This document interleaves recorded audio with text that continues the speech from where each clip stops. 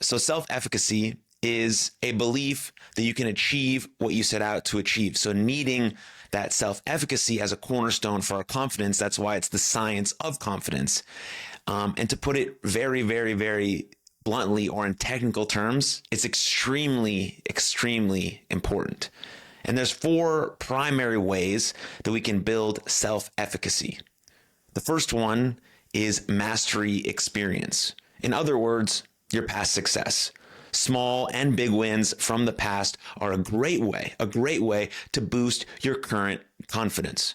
Create those wins, feast on them, and build your self-image as someone who succeeds and brings those past mastery experiences or those past wins to mind when you're facing current challenges. So that's really important, that last part. You want to bring to mind some of those past wins, some of those past successes in the midst of current obstacles or current challenges.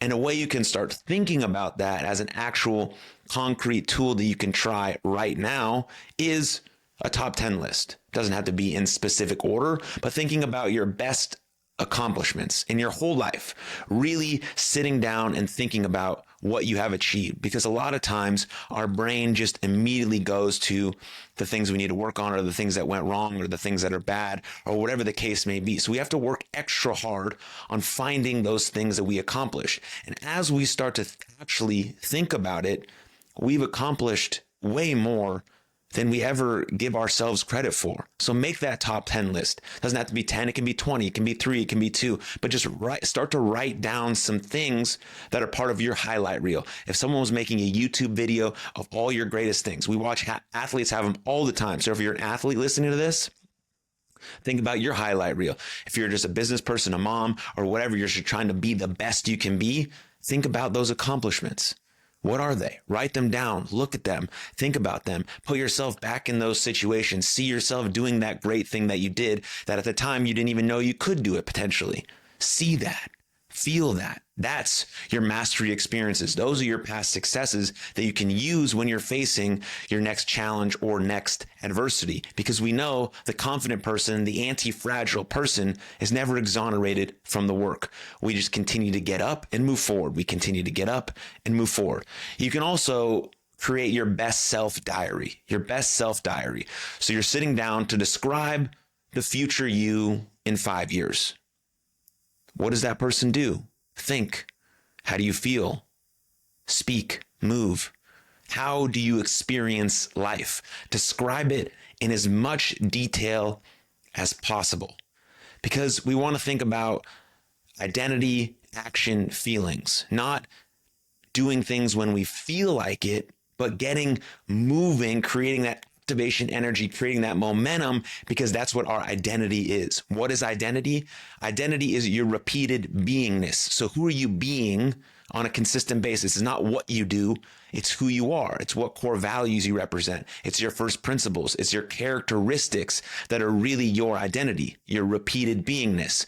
So when we're creating that best self diary, we're describing our future self 5 years from now. We're really describing it in as much detail as possible because we're creating our identity. Then that identity allows you to take action and action and action and more action, and then you will feel accordingly. So it really goes identity, action, feelings. Because feelings follow behaviors. Behaviors are actions. So if we can describe how we want to feel, think, move, speak, or experience life as the best version of ourselves, that's our identity. So we can then start acting that way. We can move through those core values, our first principles, as our repeated beingness. Then we act, take action, take action, take action, and then eventually you will feel accordingly. That's the approach we need to take. So that's number 1. Number 2 is vicarious learning. In other words, seeing someone else achieve the success you would like to achieve. Basic idea here, if they can do it, so can you. If they can do it, so can you.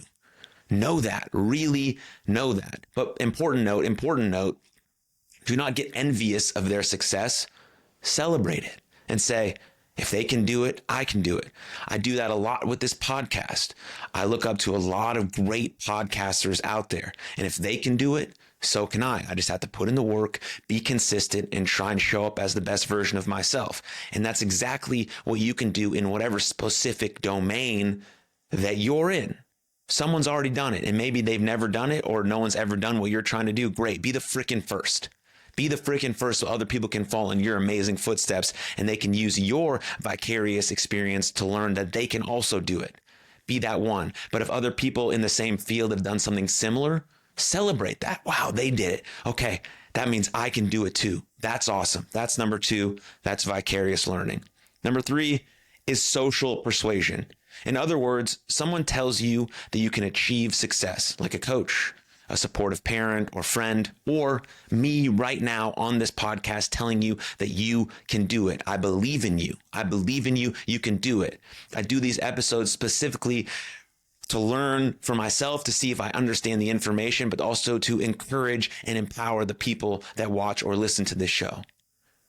You also can persuade yourself through positive self-talk. And as we're going to get into a little bit later, positive self-talk or self-talk in general is one of the cornerstones of building our confidence in real time, in the midst of a competition or a presentation or a work thing or whatever you're doing, right? So yes, social persuasion is other people being supportive, but it's also you supporting yourself or persuading yourself through positive self-talk. And number 4 of self-efficacy is your physiology. In other words, if you want to succeed, act like a successful person. Walk, talk, breathe. Carry yourself as if you've already achieved that which you aspire to achieve. Strike that power pose, that superhero pose, and rock it and be about it. We already talked about the difference between arrogance and confidence. Confidence is the humility, knowing that you're just trying to be the best at getting better. Confidence is that humility that you're just trying to be the best at getting better. And so if that's your mindset, not arrogance, but confidence, anti-fragile confidence, then act like it. If you want to succeed, if you want to be somewhere or in something, doing something, feeling some way, act like that best version of yourself. We already described our best self in our best self diary. So, okay, that's your identity. Now take action, then take action, then take action, then take action, and you will feel accordingly. This doesn't happen overnight. None of these things are quick fixes or hacks. They're lifelong pursuits. It's an endlessly evolving process, but you have to know the foundational pieces of building this confidence of self-efficacy to understand where you need to go and how you can possibly get there. And so those are very important. And another key note on physiology is that you may not always feel confident, but you can always behave confidently. Like, we're not going to walk into every room feeling confident, but how can we start to behave a little more confidently? That's our body language, our breath, and our self-talk, our behaviors that can drive that feeling of confidence. Because again, identity, actions, feelings. Identity is repeated beingness. Who do we want to be? How do we show up as the best version of ourselves? Okay, let's act like it with big body language, good deep breaths, connecting to our life force, and positive, encouraging self-talk. And then we go rock it. We be about it over and over and over again, and then we'll feel accordingly. So we have the big 4 of self-efficacy: mastery experiences, vicarious learning, social persuasion, and physiology. Very important.